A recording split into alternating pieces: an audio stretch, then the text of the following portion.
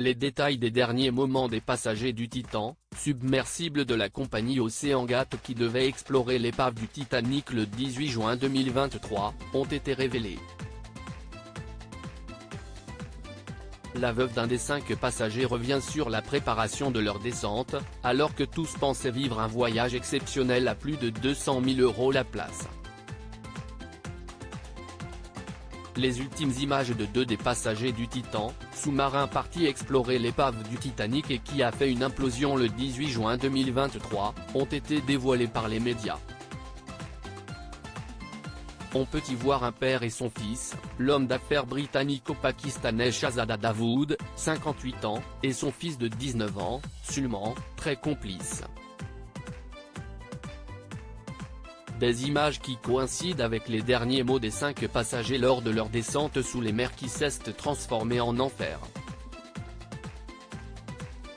À mesure que le submersible plongeait dans les profondeurs, les passagers étaient dans le noir complet. La femme de Shahzada Dawood, Christine, a révélé au New York Times comme elle avait vécu ces derniers moments avec son mari et son fils. Accompagnée de leur fille Alina, 17 ans, elle se trouvait sur le bateau de la mission, le Polar Prince, et a fait signe à son mari alors que l'engin entrait dans l'eau. 3 mois plus tôt, le patron d'OceanGate, Stockton Rush, et sa femme avaient rencontré la famille Dawood à Londres pour expliquer à quel point le voyage en sous-marin était sûr. Nous n'avions aucune idée des soucis de sécurité.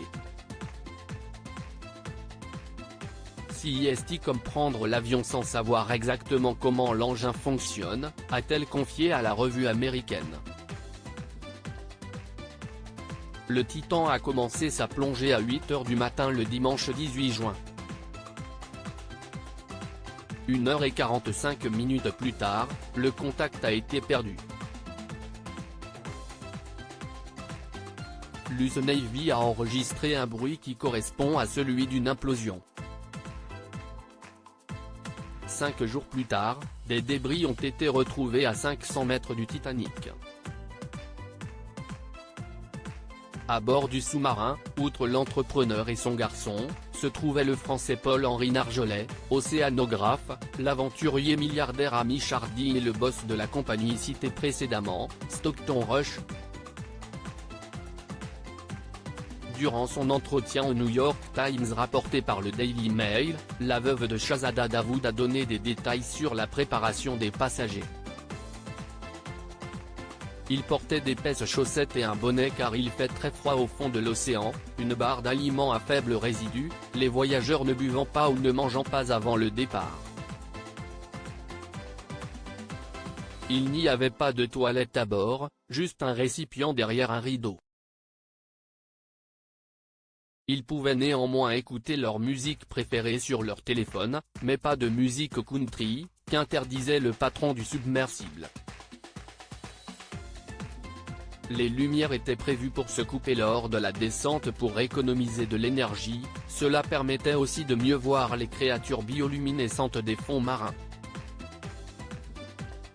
Christine Dawood a confié que son mari était très excité à l'idée de faire de voyage, comme un enfant, lui qui était passionné par le Titanic depuis qu'il avait visité l'exposition consacrée au navire en 2012 à Singapour. Elle avait repéré une publicité pour OceanGate et son sous-marin et avait prévu de faire cette aventure avec son mari, un projet retardé à cause de la pandémie de coronavirus. C'est leur fils qui a décidé d'accompagner son père, espérant briser le record du Rubik's Cube sous l'eau.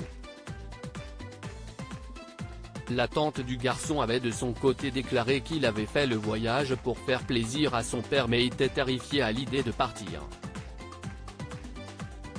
Équipés de vestes étanches et de bottes à embouts en acier, de gilets de sauvetage et de casques, les passagers ne pouvaient se déplacer facilement. J'ai l'air gros et je suis déjà en sueur, avait alors dit Shahzada Dawood, qui a eu besoin d'aide pour descendre dans le sous-marin.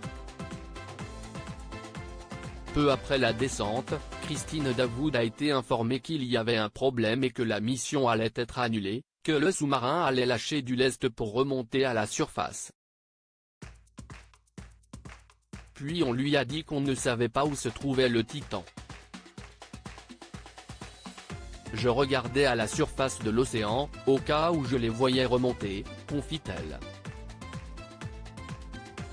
Elle se trouvait à ce moment-là sur le vaisseau mère et le sera encore lorsqu'elle apprendra la terrible nouvelle de l'implosion.